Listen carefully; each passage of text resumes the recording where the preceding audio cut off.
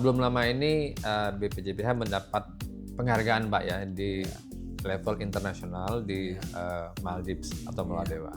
Nah, boleh nggak dijelaskan apa yang didapat dari penghargaan itu Pak?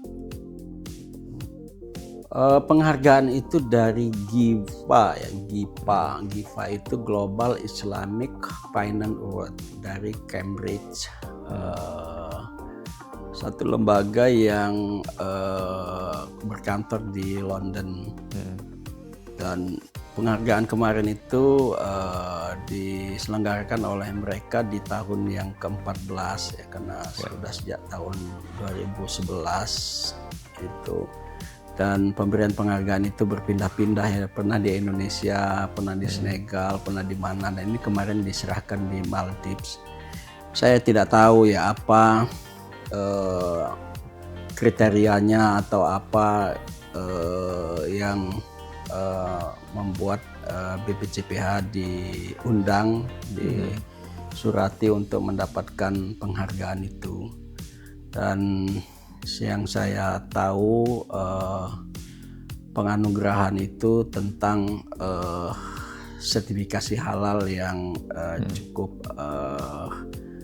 masif dilakukan oleh Indonesia gitu ya. Tentunya ini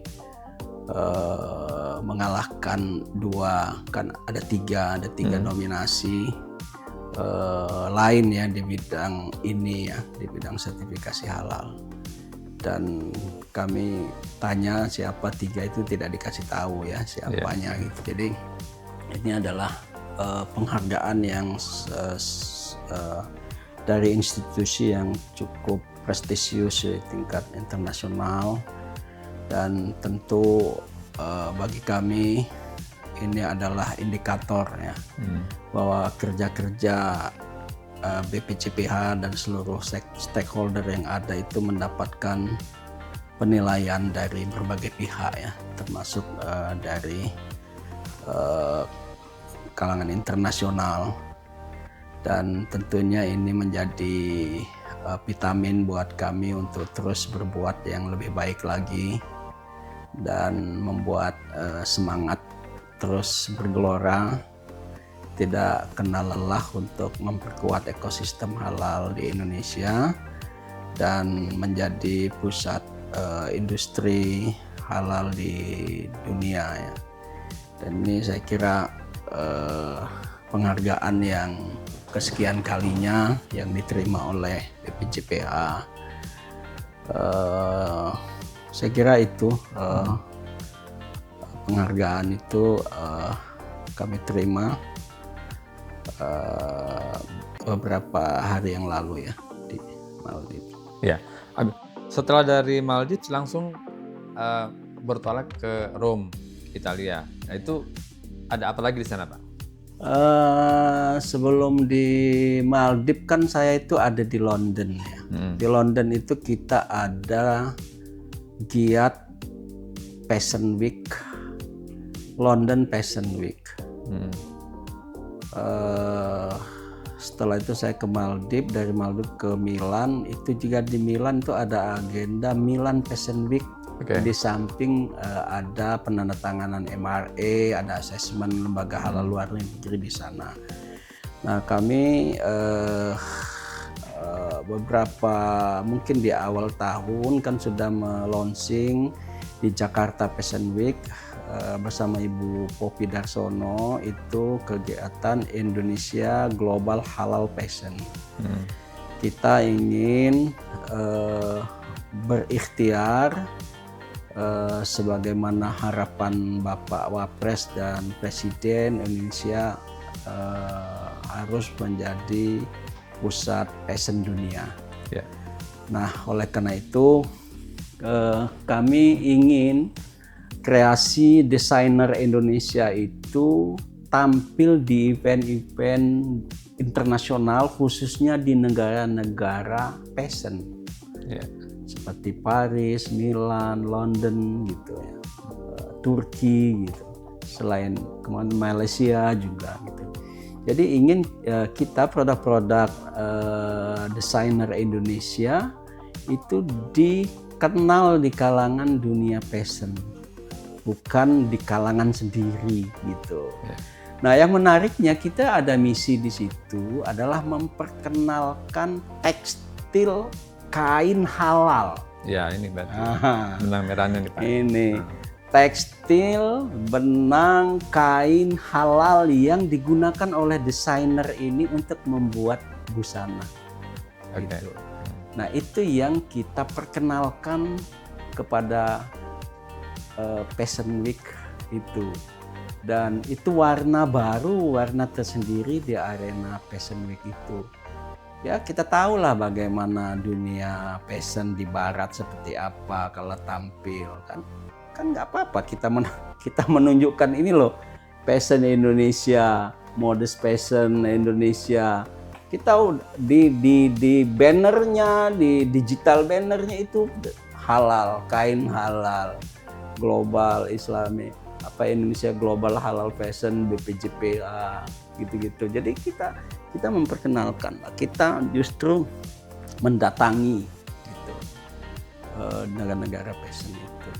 Nah, pertanyaan simpelnya Pak, kalau ada kain halal berarti ada kain atau benang yang tidak halal, yang belum halal atau belum halal. Yang belum halal. Jadi memang tahap kedua mandatori halal itu adalah untuk produk kosmetik, obat-obatan dan barang gunaan. Ya. Nah, sampai tahun 2026. Jadi saat ini ya sudah tinggal 2 tahun lagi. Ya. Tapi sudah banyak kosmetik, obat-obatan yang sudah bersertifikat halal.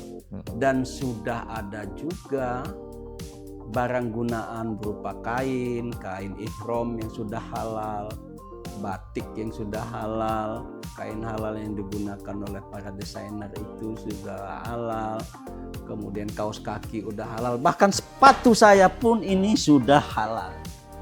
Ini sepatu saya adalah sepatu yang sudah bersertifikat halal. Gitu. Jadi apa yang mewajibkan barang gunaan itu bersertifikat halal? Kalau itu unsurnya dari kulit hewan. Kalau sepatunya kulit, ikat pinggangnya kulit, tasnya kulit, saatnya nanti 2006 wajib bersertifikat halal. Pakaian misalnya ya gitu. Jadi trennya sudah begitu juga sehingga mendapatkan perhatian dunia internasional juga, karena bagi mereka loh ada juga ya kain halal. Ya. Setahu mereka yang halal itu cuma makanan dan minuman. Kok di Indonesia tekstil itu bisa ada sertifikat halal? Ya karena proses produksinya, pembersihan, cleaningnya, pewarnaannya, pemasakannya dan seterusnya itu dilihat prosesnya itu apakah terkontaminasi enggak dengan barang-barang non halal atau najis, atau bahan-bahannya itu dari apa, karena banyak sekali ya mungkin dari bahan-bahan yang non halal itu. Jadi ke depan semuanya harus tersertifikasi halal ya Pak ya? Sepertinya pada saatnya semua jadi halal. Kecuali yang tidak wajib halal. Misalnya ya peralatan yang kayu begini ya, meja kayu, besi, saya kira enggak halal. Memang ada produk yang dikeluarkan ya oleh keputusan Menteri Agama, ada yang wajib halal, ada yang dikecualikan. Ya. Sertifikasi halal. Yang dikecualikan itu ya banyak juga ya, yang memang nggak perlu dihalalin, ngapain dihalalin. Oke, dari Milan kemudian ke Jepang. Nah kan kemarin bersama Pak Menteri, apa yang dilakukan di sana Pak? Sama juga di London, Milan itu kita juga di rangkaian itu melakukan asesmen terhadap lembaga halal luar negeri ya. Lembaga halal luar negeri di sana, di negara-negara tersebut itu kan memberikan sertifikasi halal untuk produk-produk lokal di sana, untuk memenuhi kebutuhan muslim di sana, dan juga untuk melayani pelaku usaha yang untuk ekspor ke Indonesia. Nah, asesmen lembaga halal di sana itu dalam rangka untuk melakukan kesesuaian standar halal Indonesia dengan standar yang mereka terapkan. Kalau sudah sesuai, kita menandatangani MRA, namanya Mutual Recognition Agreement. Itu saling pengakuan sertifikat halal. Kalau sudah ada MRA, maka produk mereka masuk ke Indonesia itu sudah boleh. Dan tinggal diregistrasi ke BPJPH. Karena undang-undangnya, regulasinya juga setiap produk yang masuk beredar dan diperdagangkan wilayah Indonesia wajib bersertifikat halal. Oleh karena itu, duta besar, kementerian-kementerian di luar negeri itu berkepentingan dengan Indonesia, dengan BPJPH agar segera melakukan asesmen dan MRA. Itu yang kita lakukan kemarin di Jepang. Di Jepang itu udah ada 1 yang tanda tangan MRA, ada 3 yang sudah mendapatkan sertifikat akreditasi, dan insya Allah nanti tanggal 9 sampai 12 kita ada kegiatan internasional Halal 20 yang ketiga. Nanti ada penandatanganan MRA dengan mereka, dan 1 sedang di asesmen. Dan yang menariknya lagi, diaspora Indonesia punya inisiatif di Jepang membentuk lembaga halal yang seperti itu. Dan ini di backup, diinisiasi juga oleh KBRI di sana. Yang kami tahu di beberapa negara, lembaga halal itu kebanyakan dari IPB. India, Pakistan, Bangladesh. Sedikit komunitas yang ada di asli negara tersebut, misalnya di Eropa, Asia gitu ya. Meskipun kemarin ada juga orang asli Jepang yang Muslim yang bikin lembaga halal. Nah, orang Indonesia itu setahu saya belum ada atau belum banyak ya.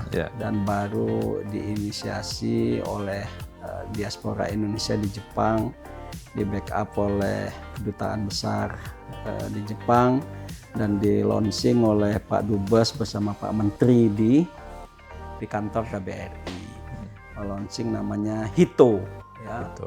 Halal International Trust Organization.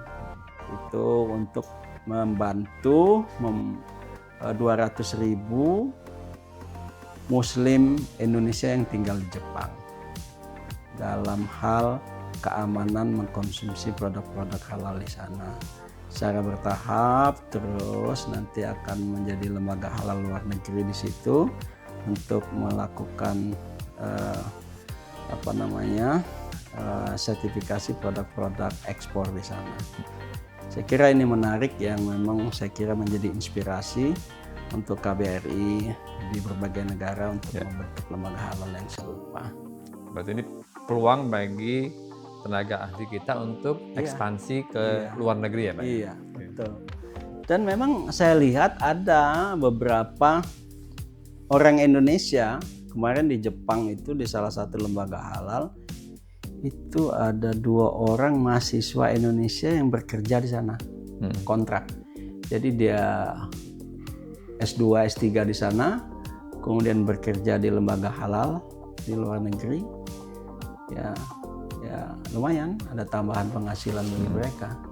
Jadi mengamalkan ajaran Al-Quran untuk bertebaran di muka bumi ya Pak? Bertebaran di muka bumi ini ya. Bahkan tuntutlah ilmu walau sampai ke negeri Cina gitu kan. Artinya bisa kemana saja, ke luar negeri, merantau gitu kan. Saya kira itu. Terima kasih sekali nih Pak atas waktunya. Semoga ini menginspirasi penonton dan pembaca Voice of Indonesia. Makasih banyak Mas Adi. Makasih teman-teman semua.